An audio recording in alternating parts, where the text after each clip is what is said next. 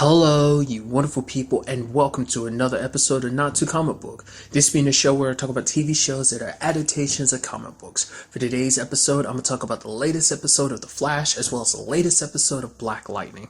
Like always, if I'm talking about something you want to listen to, you can always look in the description down below. I include the time when I start talking about each of the respective shows. So for example, if you don't want to hear what I had to say about this week's episode of The Flash, you can skip to what I had to say about this week's episode of Black Lightning. But the first thing I'm going to talk about is this week's episode of The Flash. So in this week's episode, they went up against a metahuman, one of the metas from the bus named Dwarf Star, which is kind of interesting because basically he stole some Dwarf Star alloy at the same time, around the time the bus incident happened with the dark matter and everything. Hence why he has the ability he has, which is kind of interesting because they're basically like, he doesn't technically have a shrinking ability just because of sciencey stuff. It's like basically he shrinks the space in between your atoms. And which is different from shrinking your actual, I don't know science. So it is kind of pretty neat how his ability works, how he can just like shrink and grow something in a matter of seconds like that. Because especially like later on in the episode when he's up against Iris and Harry, like he's throwing out like vehicles that he had like shrank before, and then he enlarges them at the last second. I thought that was kind of interesting. Never seen anyone fight like that. So it's just kind of interesting using his ability like that. I did see that, Team Flash got shrunk, would be shrunk, I guess would be the proper way to phrase that. But I didn't know how much of the team was. I kind of, in my head, was like, oh, all of Team Flash got shrunk. But it's like, nope, only Ralph and Cisco. And I also like the fact is that even though they shrank, like their abilities kind of shrink with them. Like Cisco can't go long distances with his abilities, nor can Ralph kind of stretch too much. Because I guess even when he does do it in that form, it kind of puts a big strain on his back. It's like, ow, my back. So I guess it's like there's a limit to how much your abilities can be used in that particular form. So I also appreciate the new mayor at the beginning being like, oh my God, look at this city. Like you don't have to worry about this building being robbed, And then it's like, there's no way anyone's ever going to break into this building. The building disappears. She's just like, I hate this city. And it's just like, you're the newly appointed mayor of a city best known for the fact is it's full of metahumans. And even she kind of points out the fact is that because it's such a technological, technology being stolen is up, it's 30 times more in this in Central City than it is the national average. It's only second to Star City, of course. It's like crime runs rampant there, so that's no surprise. But it's just kind of an interesting thing to think about. And just like, oh, great. It's like I decided to be mayor of this city, of all places. It's just like, I hate the city so much because there's always going to be something. It's something you don't get to see dealt with a lot, like the whole political side of things. Which is kind of interesting because Barry was playing cards with the same mayor that was trying to kill him this season. That was just kind of interesting. It's like, how do you let that slide? I mean, to be fair, it's like, he's made allies out of enemies before, but still, that was just kind of interesting to me. I wonder, did they do that specifically because they introduced the new mayor, they decided to add in the old mayor, or was it because they had the old mayor in there? They're like, oh, why don't we take this as an opportunity to introduce you to the new mayor, which you probably won't see that often, but that's a position that's kind of filled, I don't know, that's where my mind is on that. So probably this is probably one of the wackiest episodes so far this season, just because one of just because of the aspect that they're being Cisco and Ralph being shrunk. And also it's like, oh yeah, why do you have this Lego City kind of place set here? It's like, oh yeah, because it's supposed to be a model replica of the whole situation around Savitar. It's like, yeah, because this is supposed to be the whole location scenario of me being killed by Savitar, an evil twisted version of Barry. So it's like, right, Ralph has no idea about that whole situation. So it's like, that's very interesting. It's like, oh, see, that's supposed to be Savitar right there. And it's like, wow, that's interesting. Did they ever point that out last season? Or that has to be something that only they did for this season? Kind of a wink in the nudge to last season, but I thought that was so interesting. And it's kind of interesting too, at least Iris can kind of say it's kind of half jokingly and be, in an almost lighthearted sense of oh yeah, there's a guy who's going to try and brutally murder me, and we just kind of made this Lego playset to kind of figure out trying to set the scene and everything like that. So like I said, there was almost lightheartedness to it, so I thought that was kind of an interesting approach. But not only did this have to do with Dwarf Star, it also had to deal with the fact is that Barry learns about Big Sir Dave, that the fact is Dave is actually in there because is in prison because he got arrested for killing a security guard, which he didn't, but the guy who really did it, who turns out to be Dwarf Star, just happened to look similarly. So it's just kind of like mistaken identity, being in the wrong place at the wrong time. He actually tried to help the security guard, showing, Dave's actually a good guy. Which also brought up a kind of an interesting thing. The whole aspect of like, well, the fact of the matter is, like, Barry's like, oh, don't worry, my team, obviously not going too much into specifics, but I got some people who are going to be looking into your case for you. It's like, the last thing you can give someone in prison is hope. And he's like, well, Barry's like, wait, what? Because Barry is like the most hopeful person, which is almost ironic too, because a lot of times Barry can probably, even though he's very optimistic, a lot of times he can be very pessimistic just because of the different scenarios that him and Team Flash find themselves in a lot of times. But in this particular case, it's like, well, he's very optimistic. It's like, well, things with, DeVoe will defeat him. I'll prove my innocence. I'll get out of jail and everything. And then but for Dave, it's like, I've been in prison for like 15 years. The fact of the matter is, the last thing you want is to give someone is hope, because hope is a very dangerous thing, because because it's that situation of like, you feed into it too much. If you believe too much, if you keep hope alive, all you're going to do is just kind of break yourself bit by bit. So it's like, if you get rid of your hope, at the very least you'll be happier, because at least you won't be kind of caught up in a fantasy. You just kind of bring yourself back down to reality, which Barry wasn't all for. So Barry continued working on it. And the moment he promised Big Star, he was like, I promise you. I was like, yep, it's not going to happen. Whatever reason, I was like, Dwarf Star's going to get killed. He's going to attack somebody and they're going to have to put him down. And there's no way to prove your innocence, or just something's not going to work out. But it's like, oh, they caught him. I was like, oh, that's awesome. Oh, but he won't confess just because he wanted to stick a middle finger to like Dave, because it's like, so just kind of being a douchebag overall. Which I was expecting, especially when that warden gave him that warning. It's like, oh yeah, you don't want to kind of do that, Alan, because he's like, oh, there was that guy, Miller. He did the same thing, kind of helped out, learned the law, tried to help out another inmate. Things didn't work out. That other inmate stabbed Miller. I was like, oh, that kind of sucks. But I get the point it was trying to make of like, don't, let these animals lie. Let them stay docile. But you get their hopes up, then they kind of show you and you let them down, they'll show you the true monsters that they are, because he's basically saying like everyone in there is a monster. Which I wasn't expecting Dave's reaction, because I thought Dave might get pissed with Barry, and it's just like, oh, Barry kind of ruins the one friendship. But it's like, no. Dave being a good guy he is like, no, don't be an idiot, Barry. The fact of the matter is, you went through a lot for me, and the fact of the matter is, you got me believing in hope. I have not believed in such a long time, and it actually feels good to believe again. So, but what really took me by surprise was the fact is that Barry got him out of prison. Like, he was just like, especially when he was hearing Joe say, like, if there's ever a wall in your way, you just gotta find a way through it. And just Joe, he took Big Sur all the way to like China, that particular place that he wanted to go. So, which I don't know if he 100% knows that Barry's the Flash. Now, I would assume he knows this because of the notary thing of like, oh, you can't have your happy endings. Because also Barry pointed out, it's like, my dad was in a similar situation as you. The fact of the matter is, he was convicted for a crime that he didn't commit. He spent 17 years in jail. But you know what happened? My mother's killer ended up confessing, and my dad was set free.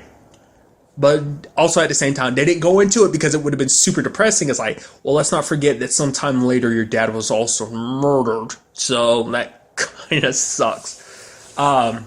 It doesn't come up in the whole conversation, so I wonder, does Dave know that? I would assume he would, just because like it was kind of probably like, in obituaries and like the newspapers and stuff like that. Because, it was in like Central City where he died, so I'm sure it would be like, I don't know. I don't think it would be big news, but I feel like that's something he'd hear. The whole conversation never came up, but I don't know, just kind of something to kind of think about. Like I said, if you want to be super pessimistic about it, it's like, you can point that out too. So like, maybe in his mind, like getting back to what I was also going to say is like with the whole like Dave thing, even if he doesn't know that Barry is the Flash, he might think like, oh, Barry might have like a hookup with the Flash, like, oh, one of the people he's working with is Flash. I don't know. Part of me thinks like, oh, he knows, but the fact he's all the way in China, so it's not like it's going to really matter too much. Oh, it doesn't matter anyway, because the warden is like, oh yeah, I set up some cameras. I know you're the Flash. Wait, what? Also, I've drugged you. Oh yeah, also I'm working with Amunet. It's like, wait, what? It's like stack on stack on stack, because he's just like, oh, I told you that we're all monsters here. I was like, oh, that sucks, because the warden was being so nice to him and everything. I was like, oh man, you actually work for DeVoe. But then I'm like, no, because if he worked for DeVoe, would he take Barry before now or something?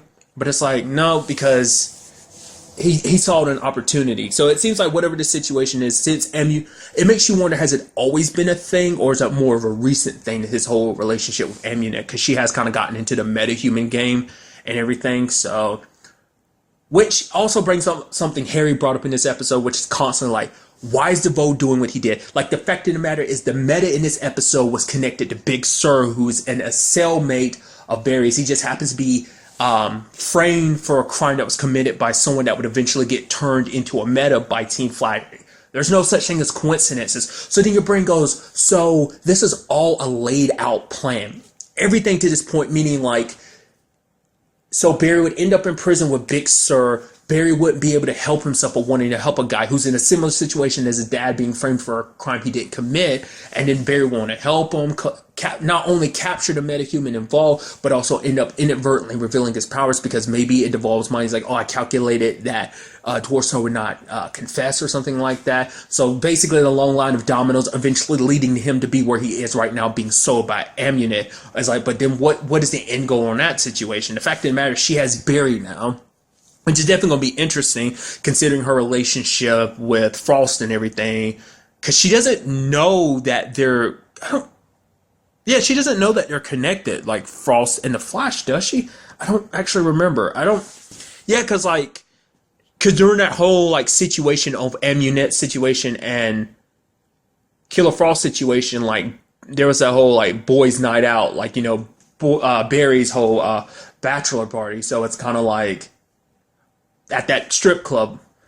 So there's that whole situation. So like, of course she wouldn't know about that. So that's definitely going to be interesting going forward. The fact, because we also know that Amunet has a connection to DeVoe too, because she sold, Damien, the body that, isn't it Damien? Isn't that his name? The body that DeVoe is currently inhabiting. So I don't know, man. It raises a lot of questions. She's like, what is that all about? I don't know, man. Still have no idea. Like I brought up before, like, have some inklings about what it is, but we don't 100% know what the pieces all kind of connect together. I'm so interested to find out what that's all about. Other things I loved about this episode is the fact that Ralph had to use the bathroom, and it's like, Caitlin, you're gonna have to take me. And Caitlin's like, wait, me? Why don't you do it? Harry's like, what? No. Oh gosh, no, I'm not gonna touch him.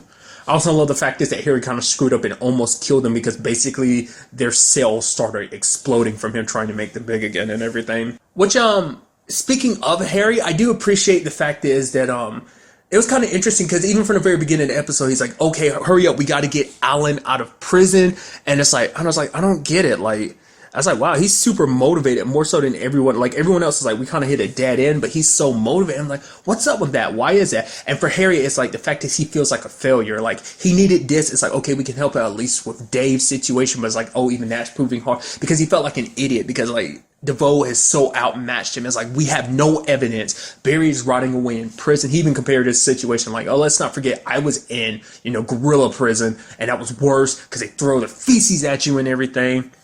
But more so than anything, it's just because he feels useless, because for him, his big thing is he's super smart, and it's like, it doesn't mean anything against a foe like DeVoe. And it's like, if I'm not smart, then I'm useless. I'm an idiot. I can't help anyone in this situation, That's what kind of hit him. It wasn't really, I guess you could make the argument that it's a pride thing, but it's also like a friend of his is in trouble and he can't do anything about it. He's not smart enough to do with it. Which, to be fair, it's like DeVoe's on a whole nother level, so that's going to be kind of hard to counter that, But basically, Cisco made him realize, like, because Harry's biggest enemy is himself, because he had a tendency to kind of get in his own way, and it's just like, get out your own way. So, but it kind of motivates him later on to be like, okay, we're going to do this. We're going to figure out what DeVoe has planned and everything. What's also interesting about this episode too is that Cecile miraculously gets the ability of reading thoughts, which is kind of interesting considering, let's not forget that's Damien's ability too. So it's like that hasn't come up in the show. I mean, no, not that I know of, like, metas with the same abilities. That's not really come up. Obviously the speedsters being exceptions to that, but it's like, other than that, everyone has their own very unique abilities. But the fact is that Cecile has the same ability as Damien. Is it Damon or Damien? I don't remember. It begs that question, like, is there actually some kind of familial connection there? It's like, oh, they're actually related, hence? Because they're like making it seem like, oh, the reason why Cecile has this ability is like, it's actually the dark matter's potentially been kind of rattling around kind of in her brain, a little specks of it, and now it's kind of triggering. So, which does beg the question, now that she is pregnant while this is happening, does this mean her baby will also have abilities when it comes out? In particular, these abilities. Once again, don't 100% know how metahuman abilities trend. I mean, it seems like certain things like Black Lightning kind of make you go, it seems like metahuman abilities are 100% hereditary. But it's just, I don't think that's come up in the Flash yet. Like, passing down like the meta gene, but nevertheless. But it's so interesting hearing her be able to read people's thoughts and everything. Kind of catches you off guard. At one point, going to Sharon, the therapist that Barry and Iris went to, and she's like, "Are you doing your grocery list?" She's like, "What? Of course not." It's like, "Why are you taking Joe's side?" And she's just so confused and everything. And she's like, trying to read Joe's mind. He's thinking, she's like, "Why are you thinking pink elephant?" It's like, pink elephant, pink elephant. She's like, "Stop thinking pink elephants." Because it's just because like every time they try, she's always like kind of getting in everybody's heads and everything. So, but it was kind of a neat situation because it led to a conversation between her and Iris, and it's like basically Joe tries to pretend like, oh, he's the cool, smooth, tough guy, but it's like on the inside he's a big softy. And the fact is, try to figure out less on what's up here, in his head, and find out what's more in his heart, what he's feeling, because he doesn't open up a lot. And for him, that was his reasoning for kind of like being scared for her having being in his head. It wasn't like, oh, she's invading my thoughts. It's like, I don't want her to know everything that I'm scared of or any stupid thoughts I have, because like with anyone, you always want to show your best foot forward. So he always wants to be like, oh, I'm the tough, cool, calm, collected dad. I've got it all under control. And it's like, it's okay to be scared. It's okay to be open about it, which Cecile brought up some stuff that she was opening up about. I even love the conversation of like, yeah, semicolons. I've come to realize I might have been using semicolons wrong my entire life. It's like, then what are semicolons for, actually? And just being vulnerable herself. So, it does seem like this is going to be something that persists, because it says that, like, Caitlin's like, potentially this will last as long as the baby's, until the baby's born, and then like the abilities disappear. It's just going to be interesting having that going forward. But like I said, it's just kind of an interesting thing that she has the ability and so does Damien. So it's just kind of, I don't know, it brings up an interesting aspect of like I said, that hasn't come up yet.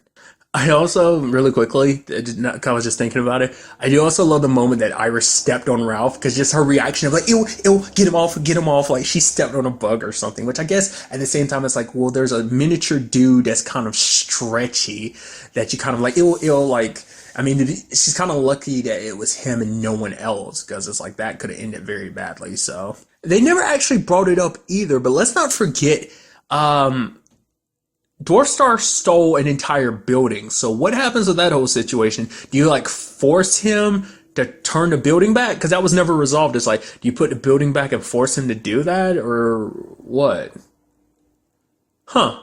I just thought about that. You do, because how do you like remedy that situation, because there's no other way to reverse his abilities other than that, so making him use his abilities again to reverse it. So I don't know, this is kind of funny to think about. Like I said, they probably forced him to like return it, but like he's kind of a douchebag, so he's not going to want to do it. So I don't know how you fix that, not unless they just rebuild the building from scratch again. It's like, this time we'll make it so that it can't be Shrink on top of everything else. There's even one moment she was like, oh yeah, we'll make it so that something can't, like the infrareds can't be frozen. Was that, I'm pretty sure that was them referencing Captain Cole, wasn't it? I'm sure the other stuff was too, but like freezing something, I was like, oh yeah, that's Captain Cole, because it was like the time Snart worked with Barry, and like, well, he was working with his dad at the time, plus like Barry kind of got mixed up in the fold and everything too. So that, I think that's what episode in particular they were referencing. But nevertheless, I'm very interested to see where all this takes us, going forward into the next episode. Also, really quickly, I am curious, will we hear any more from Dave or Big Sur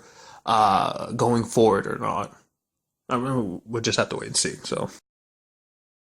And now moving on to this week's episode of Black Lightning. This episode did a very good job, kind of blending a little bit of the comedy with also a lot of the drama and the seriousness. Obviously get more lighthearted aspect of things out of the way with the whole like Jennifer and Khalil trying to have sex thing, and the fact that she brought it up to her parents, and it's just like, oh, we're so happy you brought it to, came to us about this, and you have Jefferson being like, so happy, and also like how he confronted Khalil about it. It's like, how do you wash yourself? You have Khalil being like, wait, what? Are we having this conversation. She's like, how do you wash yourself? He's like, I do this and that. It's like, oh, so you dry your feet before you take care of your business, and you were trying to have sex with my daughter because you don't want to mess up and around, have athlete's foot somewhere that it don't need to be athlete's foot. And he's like, is that right? He's like, I think so. Do you think? No, the answer is no. And then he's walking away and he's got a smile on his face. It's like, that's so good.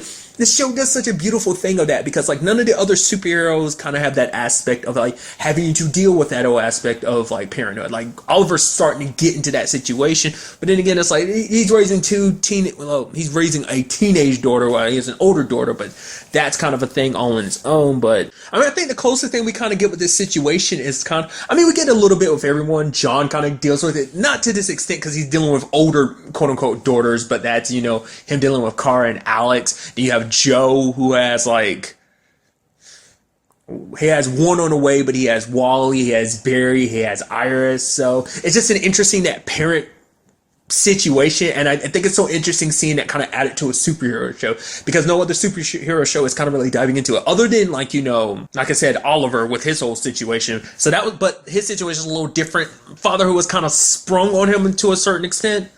Well, not to a certain extent, it was exactly sprung on him. Whereas Jefferson, you know, it kind of came naturally. So it just kind of is a very different approach in different situations. But I just thought that was kind of a very nice way of handling it. But overall, the episode kind of dealing more on the darker side of things is that whole situation of that constant conversation of like, where do people stand when it comes to the whole Black Lightning thing? Because you have that Reverend Jeremiah in this episode being like, that basically God answered their prayers, that like Black Lightning is the answer to it all. But even like Jefferson's like, who's to say Black Lightning is an answer? You know, it's just like, because at the end of the day, all he wants to do is he wants to help people out. He has his abilities. Why not use them to help people? More so than first and foremost, Lynn and the girls, they are his top priority. But it's like, at the same time, it's like, I can do this. I can help people. He tried to talk Jeremiah out of it, but it's a situation of like, it's even like Jeremiah's kind of like, you know, you and like Henderson might have the idea that I'm just doing this for me, but it's like, no, if we don't take this stand, we'll never get our city back, because we can't leave it in the police hand, because like the police are corrupt. And even Henderson recognizes that there is corruption in the system,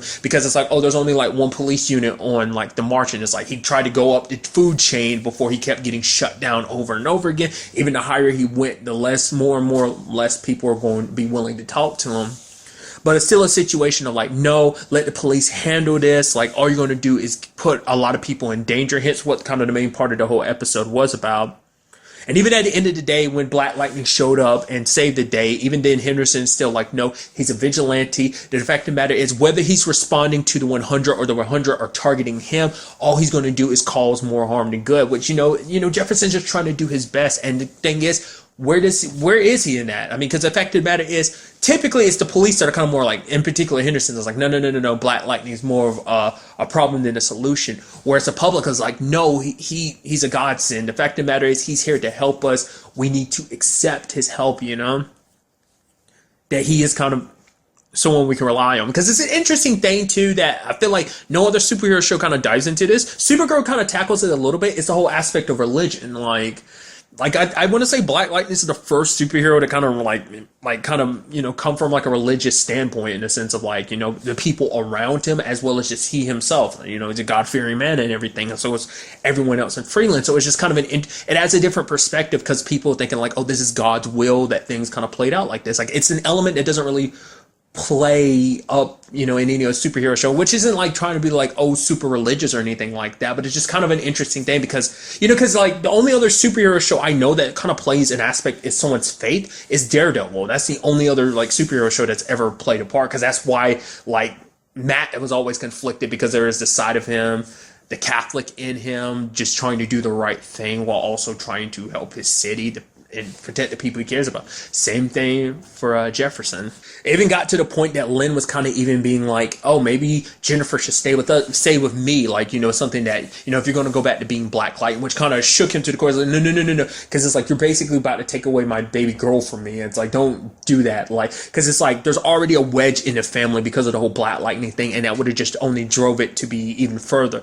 But Lynn kind of pulled back, because for her, it's like, no, like, it doesn't matter what the circumstances is. Him being Black Lightning or not, it doesn't change the fact is that danger exists everywhere. So even if Jennifer moved away, who's to say something just bad won't happen wherever else that they move? So, you know. I did appreciate in this episode, we're kind of like dissecting Black Lightning's abilities a little bit more too, like him kind of learning to focus his abilities a little bit more. And it's like, oh, there's a little less power drain is what Gumby was talking about with the whole suit situation. So I'm curious, is it like power drain in the sense of like even with this whole situation, the fact is that even Jefferson can get tired. That the fact is that he probably does need time to recharge his abilities. So the suits, like the modifications he made this episode, make it so that he expands a little less energy, you know, or maybe like he charges the suit full of energy. Like I said, it seems like the suit is more so a buffer. It kind of lets him channel his powers a lot easier, kind of channel him to a point where it's like not very destructive or hurts. It doesn't overly hurt someone. So maybe like his powers through his suit, they stay kind of locked in his suit until he uses them. So it's kind of like his suit becomes like a battery maybe, or maybe it is just purely the aspect of like kind of fine tuning it, because he kind of does like almost like, you know, if you've ever watched Yu Yu Hakusho, he kind of does like a spirit gun type of thing where he kind of points one finger, his index finger, and kind of shoots that to make his shots more precise. I also like the fact is he kind of made like a lightning shield too, so that was pretty neat. But that wasn't all there is to this episode. There's other layers to this as well, because you have Anissa kind of missing out on, like, you know, family time and stuff like that, because she's off trying to understand her ability. She goes to a junkyard, and we kind of see more about what her ability is like, because like a piece of junk falls from the junk pile she punched, and it landed on her, and she was just kind of like, okay. And then, you know, because she's slowly understanding it more and more, because she goes, okay, I need to control my breathing, because it wasn't activating at first. But after she learned, kind of changed up her breathing, her power is activated. So for right now, all she's doing is kind of like I said, it's my understanding would be like, oh, she like the electricity gets sent throughout her muscles, kind of pushing them to kind of exert superhuman strength. It's kind of my understanding of like how their powers like manifest. It isn't not unless they just naturally have superhuman strength, but I think it's more like of the electricity kind of runs through their body and gives them superhuman strength because of what it does to their muscles or whatever. So there's that. But she hasn't tapped into the more lightning abilities yet. It's just more like been a physical strength. So she doesn't really know what she's fully capable of yet, but she's slowly learning. My biggest concern is the fact that she's recording this and someone's going to get that recording. I don't know whether her mom's going to find out or someone else is going to get hold of that video, but that's going to start raising a lot of questions. She even started kind of researching it too. She kind of goes like, oh, genetic mutations and stuff like that, where she met Grace, who was reading a comic book called The Outsiders. I knew it, guys. I had to think for a second. I was like, where did I have heard? I've heard that recently. Where was it? And it's like on Arrow. It was a joke last week with Arrow where Curtis's new team is like, oh, maybe we can call ourselves The Outsiders. And the team was kind of like, I don't know about that. And now I'm like, okay, so let me guess, The Outsider. I was like, The Outsiders had to be like some DC wink and nod, and nod. And it seems like that is the case. It's like, oh yeah, which is always so weird to me that it's like, yeah, that's kind of like inceptioning a little bit, you know, because it's like, oh, you're recognizing comic books within a comic book TV show. It's just like the whole aspect I've brought up before of like, oh, there are superhero toys in a superhero show. It's like, oh yeah, in Arrow you see William with a Flash book bag. It's like, it makes sense because of course, like if superheroes were real, which they aren't real in real life, but we still like commercialize them anyway. But obviously, because if they were real, of course you would like try to like build merchandise off of it and everything. Which I still beg the question, like, the fact of the matter is, does no superhero get a cut of that? That's kind of a shame. It's like, well, you're using my likeness and I don't get any of that? Okay, I see how it is. It's just something my brain randomly thinks about, but I just thought it was kind of an interesting thing. It must be something that Black Lightning, because I feel like now that I'm sitting here thinking about connecting it to Black Lightning, like when Black Lightning was originally announced for like a TV show and stuff like that, when the trailers dropped for it originally, and I was looking him up, I feel like I vaguely remember seeing some stuff about him being associated with a team. I mean, that's the thing with like superhero stuff. It's like superheroes are always connected to some other team in some shape or form. It's like, oh, they might have been with this team for a little while or this team for a little while, blah, blah, blah, blah, blah, blah. Like, I mean, you know, probably at some point, Black Lightning was most likely part of like the Justice League at some point. Maybe. I don't know. I think I might be confusing it with Static Shock because I'm pretty sure Static Shock was part of the Justice League at one point in time. But nevertheless, And immediately you could tell something was there because you could tell like Anissa and like Grace kind of hit it off. I was like, oh, that kind of sucks because you got a girlfriend, dude. But then like her girlfriend shows up and calls her like what, a hoe in spandex or something like that, which they broke it off, which I'm not too surprised about because like you could tell like even from the beginning, like last episode, like their relationship was a little off, like because for one, her girlfriend wasn't really listening to her. It's like, oh yeah, this happened. She's like, oh, you need to go see it. Like she wasn't listening to her, so I was like, I'm not surprised there. But she kind of brings it up herself to Grace. It's like the fact of the matter is things have been changing with me, and it's probably not just this. Like over the course of this series, like I mean, not just over the course. I say that we're only 3 episodes in. The fact of the matter is, it's most likely like even before the show started, like Anissa was already changing. She wasn't the same person that she was anymore, and it's just kind of like it's just an aspect of growing, and it's just like her and her girlfriend probably just grew apart. They just weren't a match for each other. So, and even her mom, Lynn points out, it's like, hey, like the fact of the matter is, I can always tell like you didn't feel the same way about that girl that she felt about you. So, I mean, because it was already kind of apparently clear too, because it's like, oh yeah, you didn't know any of her friends or got to meet her parents, like. It seemed like you had been dating a while too, so it just seemed like it wasn't a situation where she was kind of giving her all. So it isn't just a situation of most recently. It is probably just most likely a situation of like it's already been leading in there. Just now was just kind of like the final straw in the whole situation. So, like I said, it does seem like her and Grace hit it off, so that's probably something we could probably be on the lookout for. I feel like amongst anyone, Grace, because I feel like they're setting Grace up to be the person that she relies on. It's like, oh yeah, here's the truth, I'm this and that, especially because the whole cosplay angle and stuff like that. I'm like, okay, so when Anissa kind of gets her superhero thing going on, it's probably most likely going to be Grace who hooks her up with a costume, because it's like, oh yeah, come to this party, it's cosplay and everything, conversations about superheroes and stuff like that, which I think even Anissa's kind of getting things a little wrong, because she's like, oh yeah, you want to have the secret identity because you don't want the people you care about being worried about you. It's like, well, there's that, and there's also the aspect of, well, if you go superhero and everything and people know your identity, that puts the people you love in danger. It's more so than anything else. But that's something she would have to pick up from her dad, who's been doing this for years. So that's which she still hasn't told anyone yet, because is that situation of think she is like, well, if I told my parents, they'd worry about me. It's like, I see how they kind of got caught up in this whole Jennifer situation about her wanting to have sex and everything. So it's like, okay, there's that. But it's like, if I tell them I have powers and everything, they're just going to be super worried about it. And they're just going to try and handle me with baby gloves, but not even realizing like, yeah, your mom's literally dealing with the exact same situation with your dad. So it's just kind of an interesting thing.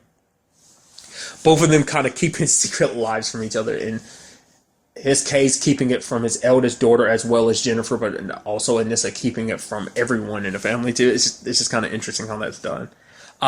We did kind of learn also in this episode about the hierarchy that Tobias, I was thinking like, oh, he's the one that kind of run things. Apparently not. There's someone above him named Lady Eve. And I like that line of like, I'm fine with people believing in, believing in God, that's fine and dandy, but I don't want them believing that they can take back these streets. It's like, ooh.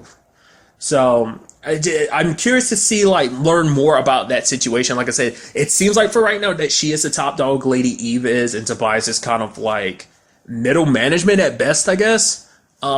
He's kind of, so, which is kind of interesting too, because about the whole, because obviously at the march, the Reverend got shot, but the bullet went through and hit Khalil, and apparently he might be paralyzed after this. Canby, instead of keeping that footage, he saw that was Tobias and he deleted it, which even Tobias was like, yeah, I killed Black Lightning, which I'm guessing, going back to it, that's the situation Lynn found him in when he was very badly messed up, is that Tobias probably thought Black Lightning was dead. The whole supervillain thing of like, oh, you're dead, I'm gonna walk away. Maybe Jefferson's powers kind of kicked in and he shocked himself away and he dragged himself back home.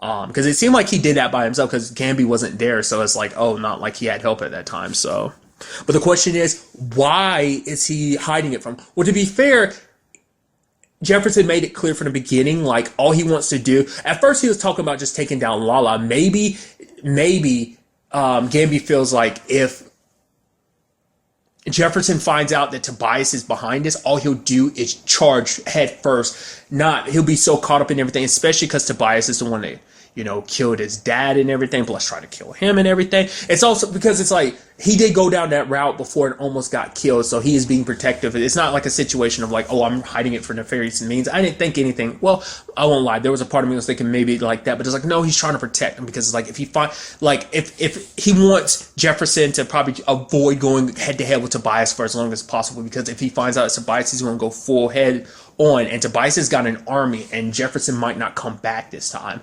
And you know, he already has Lynn on top of everything being worried, and the last thing, you know, Gamby would want to do is like take away Jefferson from his children, you know, with this whole situation. So like I said, a little bit of comedy side, but very heavier in the dark, kind of like more serious side of things in this episode. So I'm curious to see what the next episode has in store for us with all of this going forward. So far, we haven't seen it yet, but eventually we'll probably get to that point where we might see more of a police presence against Black Lightning, especially with Henderson leading the charge.